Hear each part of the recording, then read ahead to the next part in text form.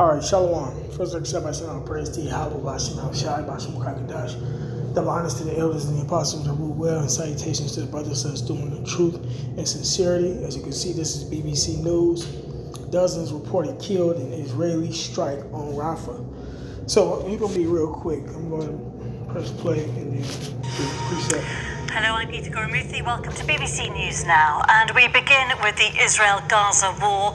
And there is growing condemnation of an airstrike near Rafah, which Palestinian officials say killed at least 45 people, including women and children at a refugee camp. An Israeli government spokesman says the initial findings of its investigation are that an airstrike against a Hamas compound nearby set off a fire which killed the Palestinian civilians. The Palestinian presidency in the occupied West Bank have described the strike as a massacre and accused Israel of deliberately targeting displaced people. Egypt has also condemned the attack and called on Israel to implement the order by the International Court of Justice to halt its military offensive in Rafah. French President Emmanuel Macron says he's outraged by the Israeli strikes on Rafah, and Qatar also says it could hinder reaching a ceasefire deal. Well, it came just hours after Hamas said it had launched a rocket attack on Tel Aviv on Sunday. Several were intercepted by air defense systems, according to the Israeli military. Dan Johnson has this report. This was Israel's airstrike late last night in southern Gaza.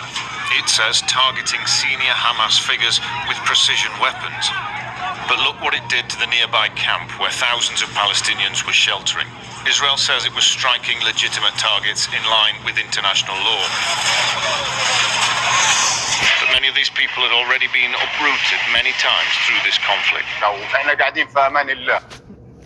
Right, man. So this ain't nothing but the judgment of Yahweh Shai, because the time we're living in is war.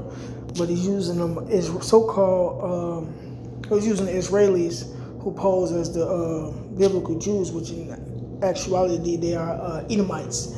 The Edomites and the Ishmaelites, which the Palestinians represents the Ishmaelites, have been fighting over that land for a minute. And this ain't the first time that Israel shot missiles on Rafah. Last time he killed way more people than that. But for the sake of time, this Habakkuk chapter 2 verse 5, it says, he also, because he transgressed by wine, Esau, the so-called white man, is who the Bible calls Esau, or Edom. He the one that transgressed by wine, his philosophies. You know, he is a proud man. He been getting over with his philosophies. His monetary system is one of the main things that he's been getting over with on the people. But the people are waking up to that. It says, neither keepeth at home who enlarges the desire as hell. Right. 1948, the British mandated Palestine. They got put in that land. You know, he's taken all the lands from the Israelites, as well as occupying other people's countries and taking their resources and things. It said, neither keepeth at home who enlargeth his desire as hell and is as death. So no matter where he goes, he brings death, and cannot be satisfied, but gathereth unto him all nations. Right? You got all nationalities of people over here in America, and heapeth unto him all people. Right, man? So that's the spirit of Esau, the Edomite, the devil. Like the scriptures say, man, he's posing as the righteous people, but he's not, man.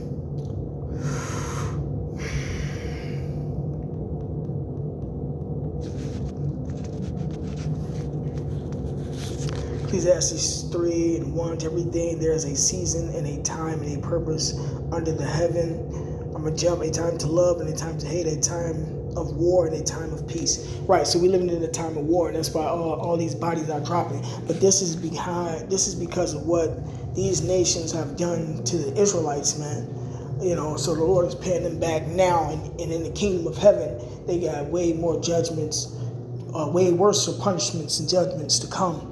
You know, and it's going to be forever, man. You know, except for Esau. Esau only get 1,000 years of captivity.